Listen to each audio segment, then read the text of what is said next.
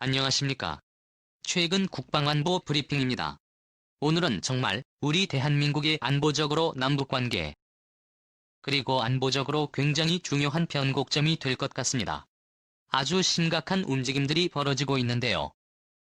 아무튼 우리 안보 브리핑 대한민국을 둘러싼 중요한 안보 이슈들을 간추려서 브리핑해드립니다. 첫 번째 소식입니다. 북한이 결국 오늘 정오부터 남북 간의 모든 통신 연락선을 차단 폐기하고 대남 정책을 적대 정책으로 전환한다고 선언했습니다.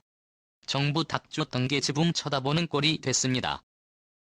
조선중앙통신은 오늘 아침 북남 사이의 모든 통신을 완전 차단해버리는 조치를 취하네. 대하여라는 제목의 보도를 통해 9일 정오부터 남북 간의 모든 통신선을 차단한다고 선언했습니다. 이에 따라 어제 중단된 남북 공동연락사무소의 통신사는 물론 남북한 사이에 연결된 서해와 동해 통신연락선 남북통신시험 그리고 노동당 중앙위 본부 청사와 청와대를 연결하는 직통선도 모두 차단됐습니다. 조선중앙통신은 이 같은 조치가 김정은 노동당 제1부부장과 김영철 노동당 중앙위 부위원장의 지난 8일 대남사업부서 사업청화 회의에 지시한 데 따른 것이라고 밝혔습니다. 통신은 김여정과 김영철이 대남 사업을 철저히 배적 사업으로 전환해야 한다는 점을 강조하면서 배신자들과 쓰레기들이 저지른 죄값을 정확히 계산하기 위한 단계별 대접 사업 계획들을 지휘하고 우선 조치로 남북 통신선을 완전히 차단해버리는 지시를 내렸다고 전했습니다. 북한은 남조선 당국과는 더 이상 마주 앉힐 일도 논의할 문제도 없다는 결론에 도달했다고 밝혔는데요. 이제 북한은 완전히 대결 모드로 폭주하려는 움직임을 보이고 있습니다. 북한에 끌려다닐 필요가 있습니까? 그러더니 알아서 두고 보자 이렇게 하면 될 텐데. 안 그래도 지금 전 정부 시대는 미국도 오바마 있으니까 이런 것에 대해서 합을 맞추기 힘들었지만 지금 트럼프 정부와 미국은 같이 때립시다. 이게 좀 어렵다 하면 얼마든지 북한을 멈출 수 없고 제대로 할 수가 있는데 이걸 왜 못 한단 말입니까? 이렇게 끌려다니니까 어제 개성공단 연락사무소 통신선 오전에는 안 받았다가 오후에는 또 받았어요. 5시에는 실수로 받았는지 왜 받았는지 모르겠지만 어쨌든 오늘 아침에 안 받고 그리고 다시 발표를 한 겁니다. 앞으로 적대 정책으로 가겠다. 남조선 쓰레기통들 좀 보여주겠다 이런 거예요. 그리고 적대 정책으로 가는데 단계별로 하는데 이게 우선 조치다. 라는 거예요. 우선 조치로 군 통신선 그리고 개성공단 통신선 그리고 통신재개를 위한 통신선 그리고 청와대와 노동당 직통선. 저것 처방을 버리고 그 다음 단계는 개성공단이고 그냥 없애버리고 이런 여러가지 조치가 있겠죠. 그 다음 조치는 전략무기 도발하겠죠. 20일입니다. 핵실험이나 가게 되고 그리고 그 다음 조치는 또 단계별로 치니까 국지도발 천안함연평도 같은 국지도발 하겠죠. 단계별로 누구나 상상할 수 있는 단계별 조치인데 이런 것에 대해서 겁먹고 청와대 아이들 빨리 나나와 빨리 미국 눈치 보지 말고 그냥 독자적으로 세컨더리 보이콧하겠고 빨리 동갑과 지금 이거거든요. 이에 우리가 굴복하고 나간다면은 국가가 아닌 것이죠. 우리 대한민국 국민들이 대한민국 시민이 대북 풍선을 날리는 것을 우리 대한민국 지금 장관급 인사죠.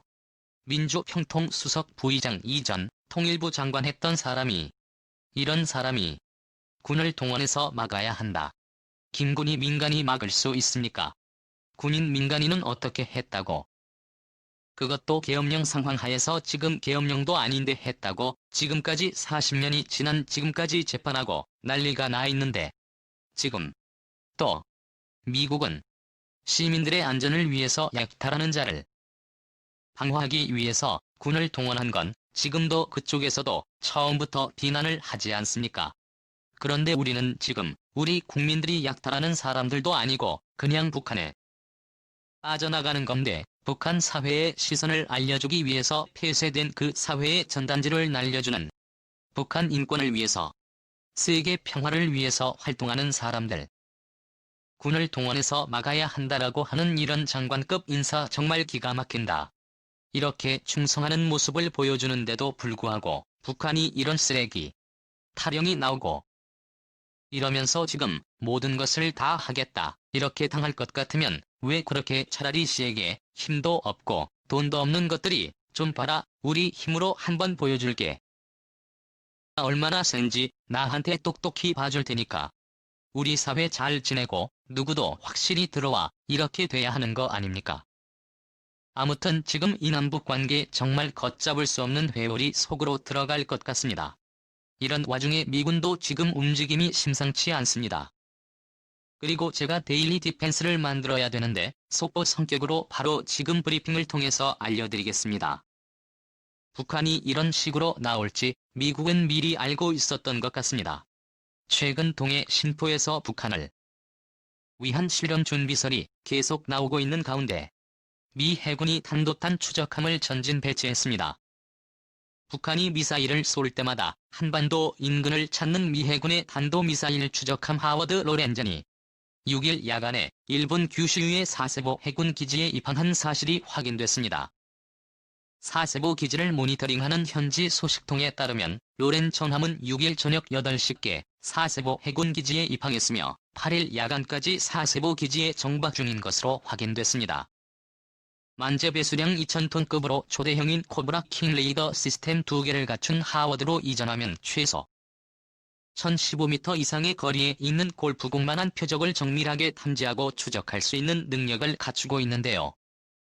유사시에 탄도미사일 궤도를 추적해서 해당 탄도탄의 비행 특성을 확인 분석하는 임무를 수행하는 특수 선박입니다. 미국의 하워드 로렌젤을 일본에 배치한 것은 북한이 성탄절 선물을 운운하면서 미사일 발사 동향을 보였던 지난해 연말 이후 6개월 만인데요. 미국은 최근 북한이 급속도로 긴장 정국을 조성하고의 조립동 시설과 SL 발사 준비 등 도발 움직임을 보이자 이베랄 한반도 인근에 전진 배치한 것으로 보입니다. 미국은 본토를 겨냥한 비행과 은밀 발사가 가능한 SJM을 사실상 레드라 인으로 규정하고 북한에 대한 경고 메시지를 계속 보내왔는데요. 북한이 과연 장거리 미사일을 쏠지 향후 전개가 주목됩니다. 자, 여기 보이는 흰색 군함이 군함입니다. 하워드 로렌 전함입니다. 이게 바로 여기에 큰 매력이 있죠. 이 레이더가 바로 X밴드 레이더예요. 그래서 X밴드 레이더와 X밴드 레이더를 통해서 추적을 하는데 1700밖에는 골프공만한 표적도 탐지를 하니까 탄도미사일은 골프공보다 훨씬 크죠. 그러니까 훨씬 더 먼 거리에서 탐지할 수 있다라는 거예요. 이게 지금 북한 때문에 들어왔는지 중국 때문에 들어가는지는 알 수 없습니다.